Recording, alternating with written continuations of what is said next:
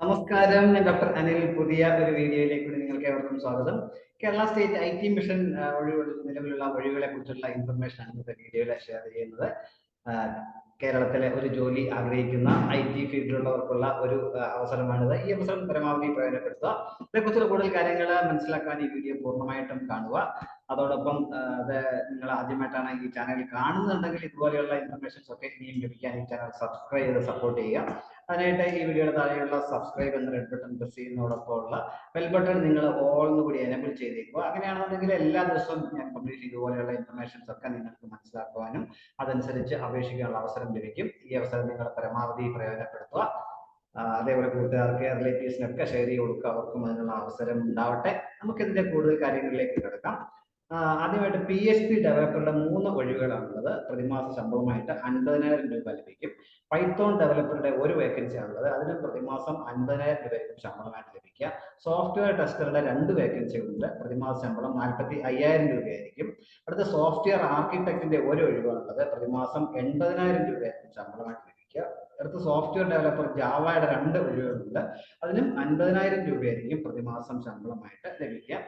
ഇതിന്റെ പ്രായപരിധി പറയുകയാണെന്നുണ്ടെങ്കിൽ PHP developer, Python developer, software developer ഇതിനൊക്കെ 25 വയസ്സിന് 40 വയസ്സിന് ഇടയിലുള്ളവർക്ക് അപേക്ഷിക്കാൻ കഴിയും.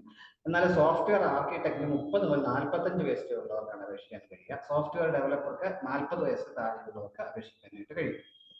ഇതിന്റെ പ്രധാനപ്പെട്ട കാര്യം എന്തെല്ലാമാണ് ഇതിന്റെ എഡ്യൂക്കേഷൻ ക്വാളിഫിക്കേഷൻ ഉള്ളത് നമുക്ക് നോക്കാം.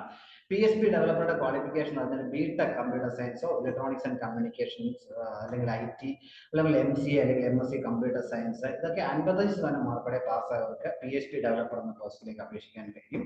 പൈത്തോൺ ഡെവലപ്പർ ആണെങ്കിലും ഇതേപോലെ computer science, electronics and communication engineering, IT അല്ലെങ്കിൽ BTech അതിലുള്ള BTech അല്ലെങ്കിൽ MCA അല്ലെങ്കിൽ MSc കമ്പ്യൂട്ടർ സയൻസ് ഇതൊക്കെ 55% മാർക്കോടെ പാസ്സായവർക്ക് പൈത്തോൺ ഡെവലപ്പർക്കും അപേക്ഷിക്കാനായിട്ട് കഴിയും.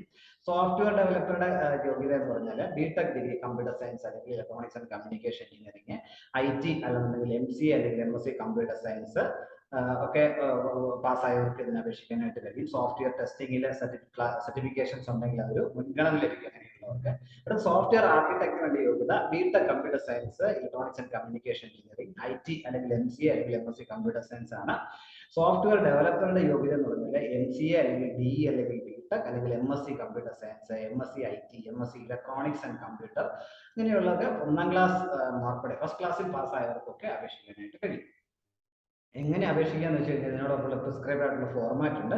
ആ ഫോർമാറ്റ് ഫില്ല് ചെയ്തിട്ട് വേണം നിങ്ങൾ ഓഫ്ലൈൻ ആയിട്ടുള്ള ഓൺലൈനായിട്ട് അല്ല അപേക്ഷിക്കുന്ന പ്രത്യേകം മനസ്സിലാക്കുക.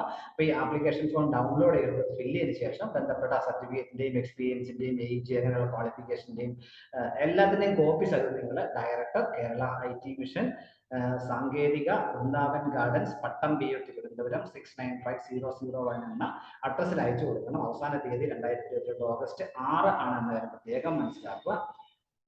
അതേപോലെ നിങ്ങൾ അപേക്ഷിക്കുന്ന സമയത്ത് നിങ്ങളുടെ ഒരു ഫോട്ടോ നിങ്ങൾ ആപ്ലിക്കേഷൻ പതിക്കുകയും അതോടൊപ്പം ഇന്റർവ്യൂ അല്ലെങ്കിൽ എക്സാമിനേഷൻ ഉണ്ടെങ്കിൽ അത് ചെയ്യുന്ന സമയത്ത് ഇനി പറയുന്ന ഏതെങ്കിലും ഒരു ID കാർഡിന്റെ ഒറിജിനലും സെൽഫ് അറ്റസ്റ്റ് ചെയ്ത ഫോട്ടോകോപ്പികളൊക്കെ ഉപയോഗിക്കേണ്ടതായിട്ടുണ്ട്.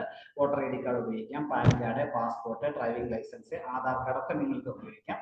അപ്പൊ ഈ നോട്ടിഫിക്കേഷൻ ഒഫീഷ്യൽ നോട്ടിഫിക്കേഷന്റെ ഡീറ്റെയിൽസും അതേപോലെ അപ്ലൈ ചെയ്യാനുള്ള ആപ്ലിക്കേഷൻ ഫോം ഡൗൺലോഡ് ചെയ്യേണ്ട ലിങ്കും വീഡിയോയുടെ ഡിസ്ക്രിപ്ഷൻ ബോക്സിൽ കൊടുത്തിട്ടുണ്ട്. അതനുസരിച്ച് നിങ്ങൾക്ക് ഡയറക്റ്റ് ക്ലിക്ക് ചെയ്ത് നിങ്ങൾക്ക് ആപ്ലിക്കേഷൻ ഫോം ഡൗൺലോഡ് എടുക്കാനായിട്ട് കഴിയും. അപ്പോൾ ഒന്നുകൂടെ പറയുന്ന പ്രധാനപ്പെട്ട തീയതികൾ 27 ജൂലൈ മുതൽ അപേക്ഷ സ്വീകരിച്ചു തുടങ്ങിയിട്ടുണ്ട്. 2022 ഓഗസ്റ്റ് 6 ആണ് അവസാന തീയതി. ഈ അവസരം പരമാവധി പ്രയോജനപ്പെടുത്തുക. അത്രയും നേരം ഈ വീഡിയോ കണ്ടതിനോടൊപ്പം ഇനി ഇതുപോലെയുള്ള ഇൻഫർമേഷൻസ് ഒക്കെ ലഭിക്കാൻ സബ്സ്ക്രൈബ് സപ്പോർട്ട് ചെയ്യുക. എല്ലാവർക്കും നല്ലൊരു കരിയർ ഉണ്ടാവട്ടെ. Thank you very much.